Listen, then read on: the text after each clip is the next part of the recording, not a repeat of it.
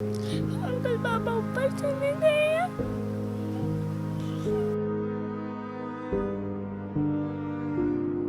तासीन लाहौर के एक ऐसे इलाके मौजूद हूँ जहाँ पर कुछ रोज़ पहले इंतहाई दिलखराश वाक़या पेश आता है।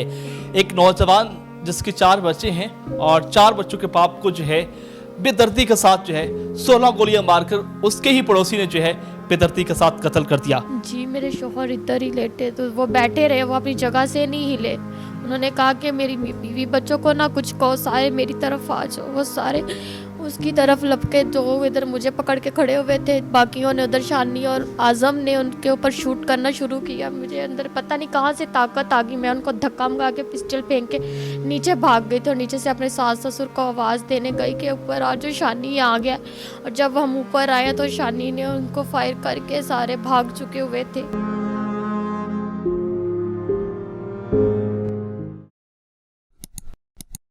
मैडम मुझे बताएं कि इंतहाई दिलखराश वाक़या पेश आया, आपके शोहर को जो है बेदर्दी के साथ कत्ल किया गया है, मामला क्या था, कहानी क्या है?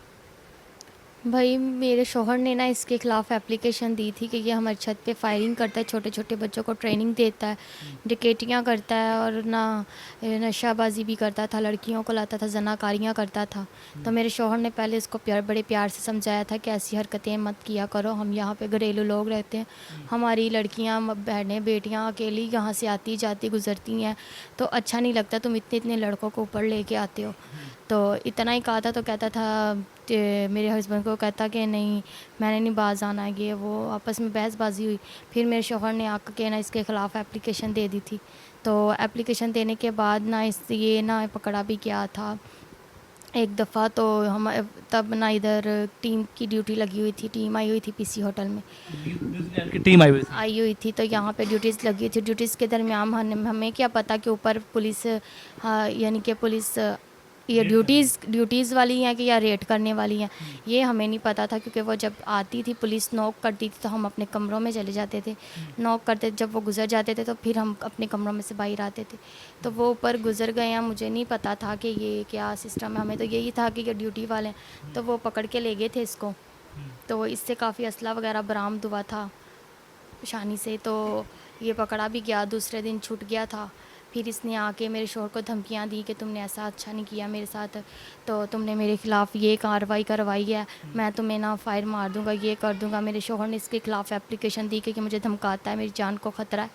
फिर मैंने अपने शोहर को कहा भी था कि इसके ख़िलाफ़ एप्लीकेशन ना दो, फायरिंग करता करने दो, जहाँ पे सारी दुनिया ने आंखें बंद की हुई हैं, इतने इतने बड़े अदारे हैं। कर दें आके। हाँ जी आप भी बंद कर दो। कहता नहीं मैं इंसाफ मांगूंगा। कानून पे उसको बड़ा एतबार था। कहता नहीं कानून मेरा साथ देगा, कानून साथ देता है, जब आवाज़ उठाओगे तो कानून साथ देगा, हमें कुछ नहीं हो सकता, कानून हमारे साथ है।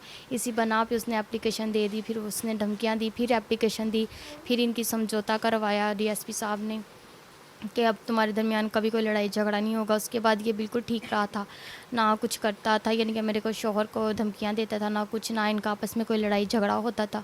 2 महीने के बाद अचानक के ऊपर से हमारी खिड़की तोड़ के एक बच्चा गुस्सा है, उसने हमारा दरवाज़ा खोला सीढ़ियों का, और वो 6 लोग नीचे आए हैं। सुबह 4 बजे के करीब का टाइम था। मैं 4 बजे का टाइम था, जी सुबह सारे सो रहे थे। फजर का टाइम था। हाँ जी सब गहरी नींद, क्योंकि हमारी 3:30 बजे लाइट ऑफ हुई थी, तो सारे गली में ही बैठे हुए थे। हमारा यूपीएस वगैरह लगा हुआ था, हमें इतना फील नहीं हुआ, हम सोए हुए थे। फिर मेरा शोहर भी उससे थोड़ी देर पहले मूवी देख रहा था बैठ के हैंड फ्री लगा के वहाँ पे, तो वो भी अभी लेटा ही था। तकरीबन 20 मिनट होंगे जब हमें पता नहीं चला इतनी गहरी नींद कैसे आ गई कि हमें ऊपर से कोई आहट, कोई आवाज़ किसी किस्म की आई ही नहीं है कि ऊपर कुछ हो रहा है या कोई हमारे पोर्शन में नीचे आ रहा है। 2 मंजिलें खाली पड़ी हुई थी ना, तो नहीं आवाज़ आई हमें। हालांकि रात के अंधेरे में सन्नाटा होता है, आवाज़ आती, पर हमें कोई आवाज़ नहीं आई। मैं इधर सोई हुई थी, मेरे बच्चे इधर बेड पे सोए हुए थे और उधर चारपाई पे मेरा शोहर सोया हुआ था। वो इधर से एंटर हुए, सामने मैं थी, मुझे झट से एक आदमी ने ऐसे पकड़ा दबोचा। मैंने चीखें मारी तो उसने कहा चीखें नहीं मारनी आवाज़, उसने मेरी इधर पिस्टल रख दी थी। तो मेरा शोहर भी डर गया। बच्चे 6 लड़के आए थे। तो बच्चे भी खौफजदा होकर इधर ही बैठ गए थे और उनका पापा भी उठ गया था। तो उसने कहा था कि मेरे बीवी बच्चों को कुछ ना कहो, सारे मेरी तरफ आ जाओ, मेरी बीवी बच्चों को कुछ ना कहो। बच्चे भी डर गए थे, कहते थे क्या वो कहते फ़ोन दे अपना। उन्होंने मेरे शौहर ने उसी टाइम फ़ोन पकड़ा दिया। उन्होंने तो मेरे शौहर को बात करने का मौका भी नहीं दिया कि हम कौन है, कहाँ से आए, हमें क्या चाहिए। मैंने क्या कोई ऐसी बात ही नहीं, उन्होंने बहसबाजी आए या जल्दी से उन्होंने देखा है कि सिस्टम मैं ये बातें उन्होंने इधर रखी हुई थी मेरे गन।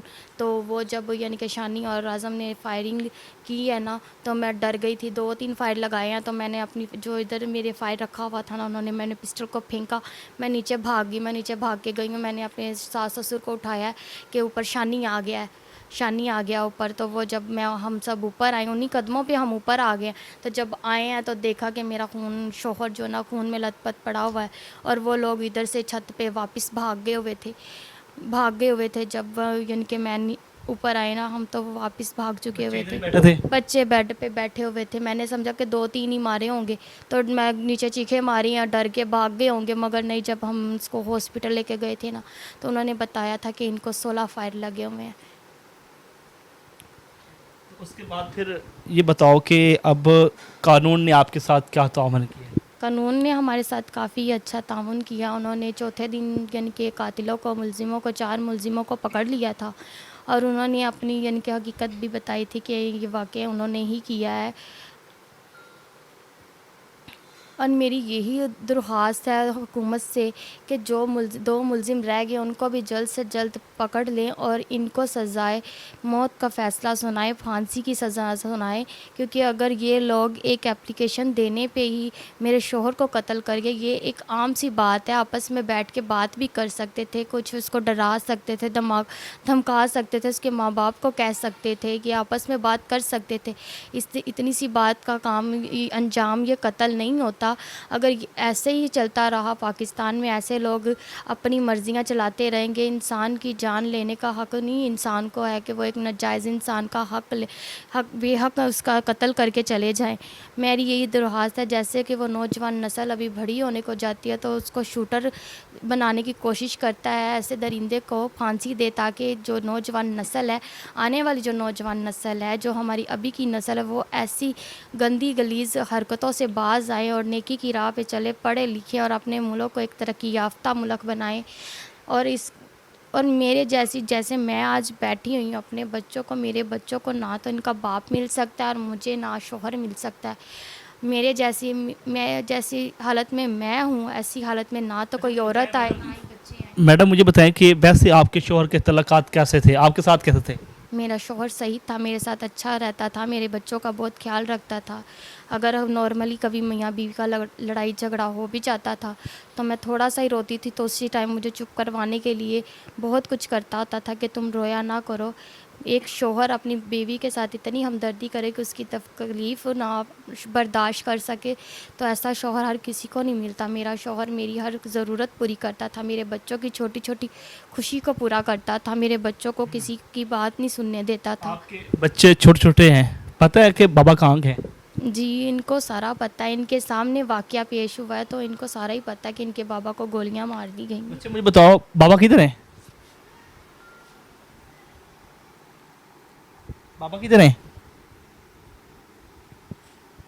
बच्चे यकीनन अफसरदा हैं और परेशान हैं कि आखिर हमारे बाबा को क्या हुआ है। बच्चे मुझे बताओ, बाबा किधर हैं? अंकल बाबा ऊपर चले गए हैं।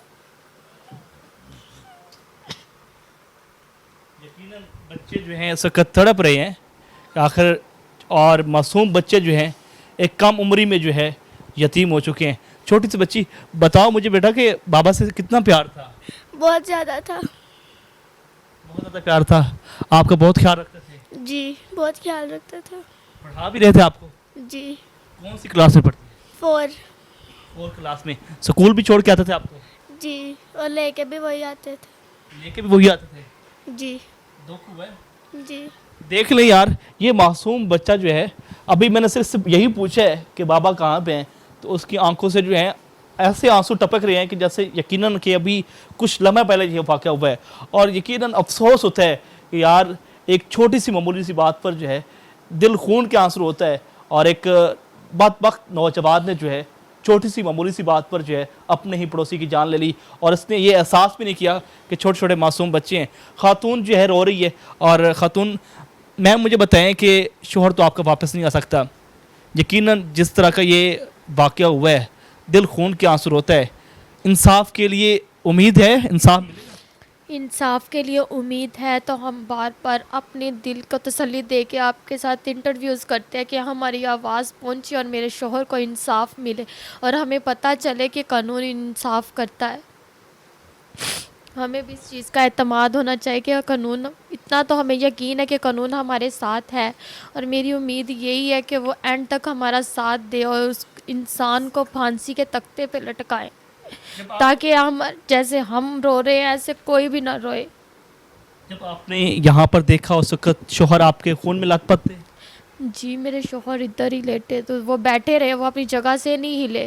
انہوں نے کہا کہ میری بیوی بچوں کو نہ کچھ کہو, سارے میری طرف آ جاؤ. وہ سارے اس کی طرف لپکے, جو ادھر مجھے پکڑ کے کھڑے ہوئے تھے, باقیوں نے ادھر شانی اور اعظم نے ان کے اوپر شوٹ کرنا شروع کیا. مجھے اندر پتہ نہیں کہاں سے طاقت آ گئی, میں ان کو دھکا مگا کے پسٹل پھینک کے نیچے بھاگ گئی تھی, اور نیچے سے اپنے ساس سسر کو آواز دینے گئی کہ اوپر آ جو, شانی آ گیا. اور جب ہم اوپر آئے تو شانی نے ان کو فائر کر کے سارے بھاگ چکے ہوئے تھے. ناظرین, اس فیملی کی آپ نے گفتگو سن لی ہے, اور یقیناً انتہائی دکھ ہوتا ہے اور دل افسردہ ہے کہ ایک معصوم بچوں کو جو ہے چھوٹی سی عمر میں جو ہے یتیم کر دیا گیا ہے. اعلیٰ حکام سے اپیل کرتا ہوں کہ خدا را اس فیملی کو انصاف دیں تاکہ ایسا کوئی واقعہ دوبارہ نہ پیش آئے. آپ کو یہ پروگرام کیسا لگا کمنٹ سیکشن میں اپنی رائے کا اظہار کریں. اسی کے ساتھ میزبان چینل البانی کو پائنیئر ورلڈ نیوز سے اجازت دیجیے. اللہ نگہبان.